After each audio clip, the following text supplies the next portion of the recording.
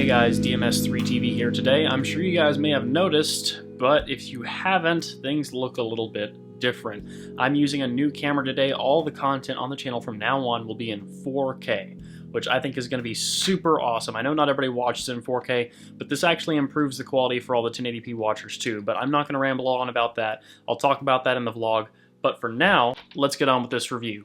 I have with me today the Audeze iSine 20. Now these are, as a lot of you corrected me, planar in-ear headphones instead of in-ear monitors. Terminology aside, they go in your ears, and I mean you wear it very much the same as you would an IEM. There's multiple different ways you can wear it. There's these little foam and rubber pieces that can hook into the inside of your ear. There's larger ones that hook around the back side of your ear, all kinds of different options. But for the most part, they go in your ear, and you listen to them like you would an IEM for the most part. I mean, obviously they are bigger, but I don't want to talk about the sound yet. I want to talk about the build. So let's get this cable disconnected here. The iSines themselves feel relatively well built, and they look nice too. The magnet in them is strong enough that you can actually stick them together like this and pick one up from the other one like this.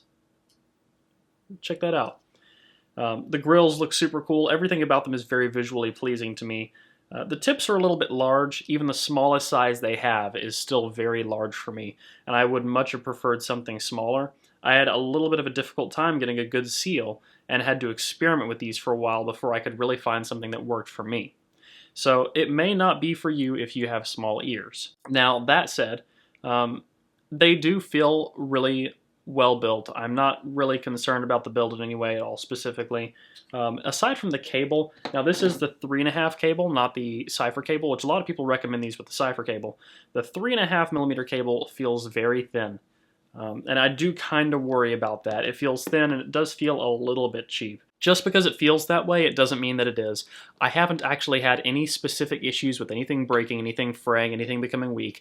I just feel like after a lot of use, these might. But that's just a feeling. These also come with a carrying case. Now that carrying case can consist of two parts. One being this larger leather magnetic one that goes over the top, and the other being this right here. Now the headphones themselves go in here, the cable wraps around the outside, and then you take the whole thing and slot it down in here, just like that. And you have a very, very secure way of transporting your planar magnetic in-ear headphones. A little bit bulky, but at the same time, so are these. And I would very much not want to just drop these into a backpack and get on the road. I'd much rather have them in something that takes up only about as much space as a pack of my camera batteries. Or in this case, my camera itself. My camera is almost that small. So moving on, the biggest thing I know that all you care about is going to be comfort and sound. Comfort, for me, is not ideal.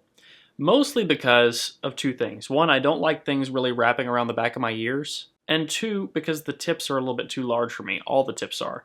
Now they are also heavy. I mean, this is about as heavy as IEMs are going to get, or IEHs as they say. But as far as like anything that goes in your ears, this is about the heaviest thing that I've ever seen, personally. After a while, my ears did start getting really sore, which I'm not a big fan of that. While I know a lot of you probably wouldn't have any trouble with these being too big, I also know a lot of people like me who have trouble with really big ear tips like this.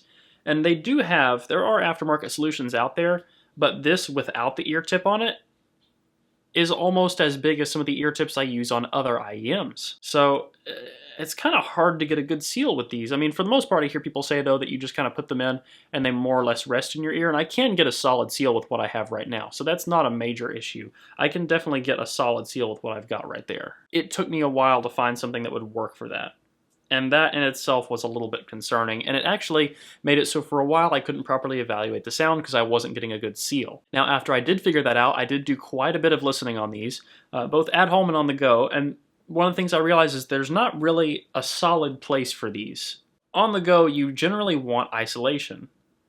At home, you generally would use something larger, like an over-ear open back, or maybe an over-ear closed back. The only situation I found where I really enjoyed these was if I was like riding a longboard or running or something like that, but that was short-lived because of the comfort. And then you don't really have anywhere to stow them unless you want to carry this with you while you're running.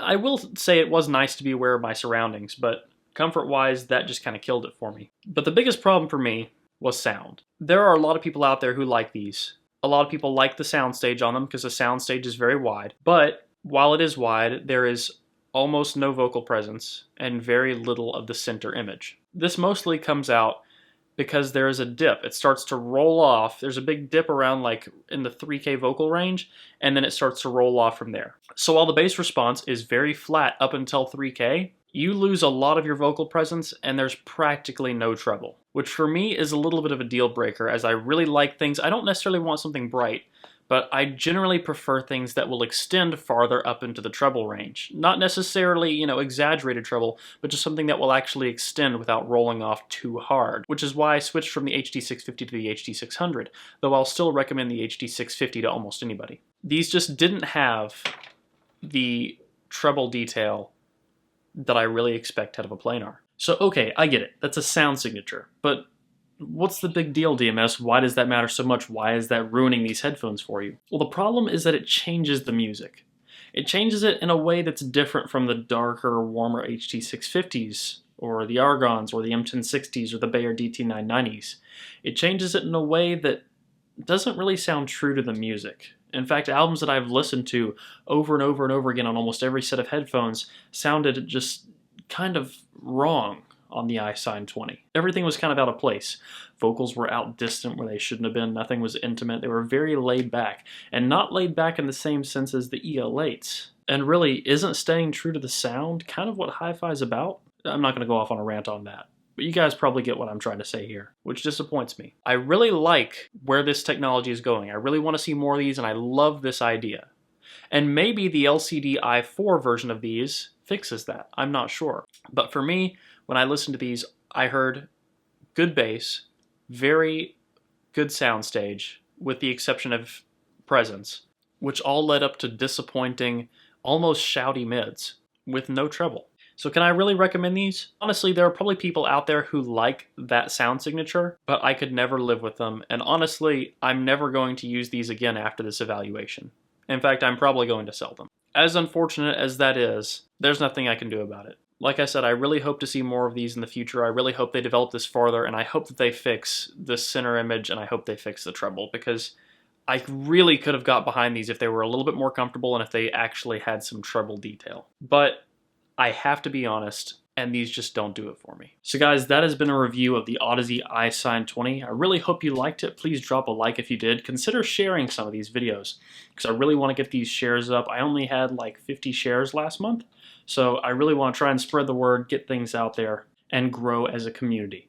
I still do have some speaker reviews on the way. I've just been kind of trying to find time to set them up and really evaluate them. So make sure you stick around for that, and I'll catch you guys next time.